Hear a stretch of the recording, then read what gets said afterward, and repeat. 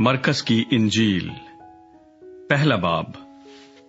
यूहन्ना बपतिस्मा देने वाले की मुनादी। यीशु मसीह इब्ने खुदा की खुशखबरी का शुरू। जैसा यसाया नबी की किताब में लिखा है कि देख मैं अपना पैगंबर तेरे आगे भेजता हूं जो तेरी राह तैयार करेगा। बियाबान में पुकारने वाले की आवाज आती है कि खुदावंद की राह तैयार करो, उसके रास्ते सीधे बनाओ। यूहन्ना आया और बियाबान में बपतिस्मा देता और गुनाहों की मुआफी के लिए तौबा के बपतिस्मा की मनादी करता था। और यहूदिया के मुल्क के सब लोग और यरूशलेम के सब रहने वाले निकलकर उसके पास गए और उन्होंने अपने गुनाहों का इकरार करके दरियाए यरदन में उससे बपतिस्मा लिया। और यूहन्ना ऊंट के बालों का लिबास पहने और चमड़े का पटका अपनी कमर से बांधे रहता और टिड्डियां और जंगली शहद खाता था और ये मनादी करता था कि मेरे बाद वो शख्स आने वाला है जो मुझसे जोरावर है।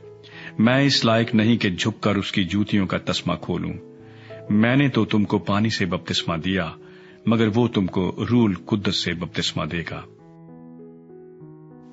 यीशु मसीह का बपतिस्मा और आजमाइश।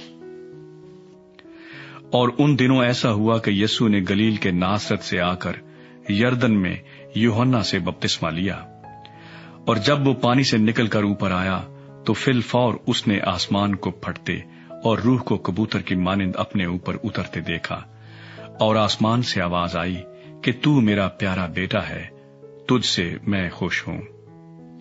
और फिलफौर रूह ने उसे बियाबान में भेज दिया और वो बियाबान में 40 दिन तक शैतान से आजमाया गया और जंगली जानवरों के साथ रहा किया और फरिश्ते उसकी खिदमत करते रहे। 4 माहीगीरों की बुलाहट।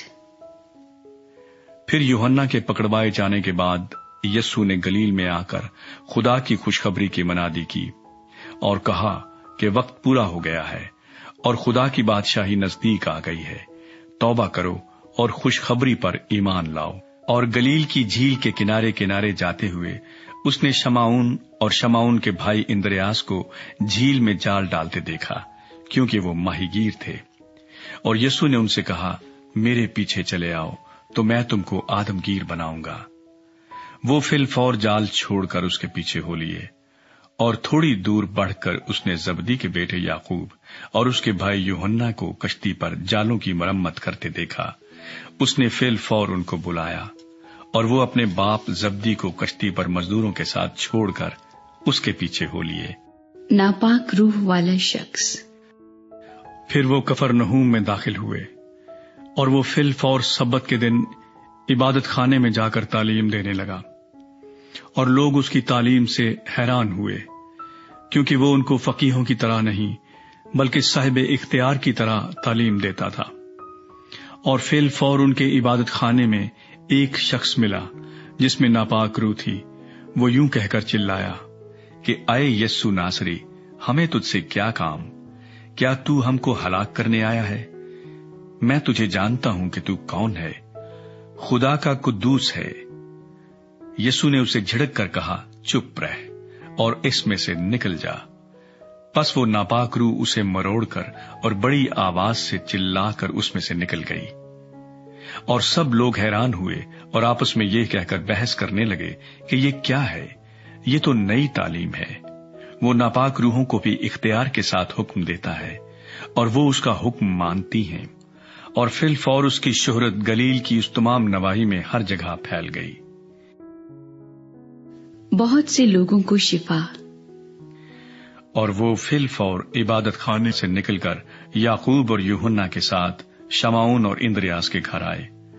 शमाउन की सांस तप में पड़ी थी और उन्होंने फिलफौर उसकी खबर उसे दी।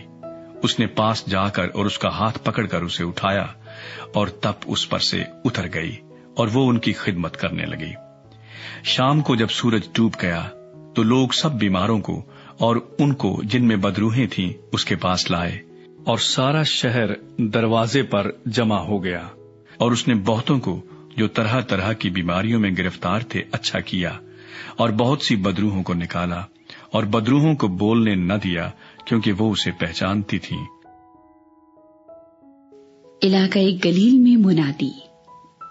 और सुबह ही दिन निकलने से बहुत पहले वो उठकर निकला और एक वीरान जगह में गया और वहां दुआ की। और शमाउन और उसके साथी उसके पीछे गए, और जब वो मिला तो उससे कहा कि सब लोग तुझे ढूंढ रहे हैं। उसने उनसे कहा, आओ हम और कहीं आसपास के शहरों में चलें, ताकि मैं वहां भी मनादी करूं, क्योंकि मैं इसीलिए निकला हूं। और वो तमाम गलील में उनके इबादत खानों में जा जाकर मनादी करता और बदरूहों को निकालता रहा। यीशु मसीह एक शख्स को शिफा देता है। और एक कोढ़ी ने उसके पास आकर उसकी मिन्नत की और उसके सामने घुटने टेक कर उससे कहा, अगर तू चाहे तो मुझे पाक साफ कर सकता है। उसने उस पर तरस खाकर हाथ बढ़ाया और उसे छूकर उससे कहा, मैं चाहता हूं तू पाक साफ हो जा। और फिलफौर उसका कोढ़ जाता रहा और वो पाक साफ हो गया। और उसने उसे ताकीद करके फिलफौर रुखसत किया और उससे कहा, खबरदार किसी से कुछ ना कहना, मगर जाकर अपने तई काहिन को दिखा और अपने पाक साफ हो जाने की बाबत उन चीजों को जो मूसा ने मुकर्रर की नजर गुजरान, ताकि उनके लिए गवाही हो। लेकिन वो बाहर जाकर बहुत चर्चा करने लगा और इस बात को ऐसा मशहूर किया कि यीशु शहर में फिर जाहिरन दाखिल न हो सका, बल्कि बाहर वीरान मकामों में रहा और लोग चारों तरफ से उसके पास आते थे।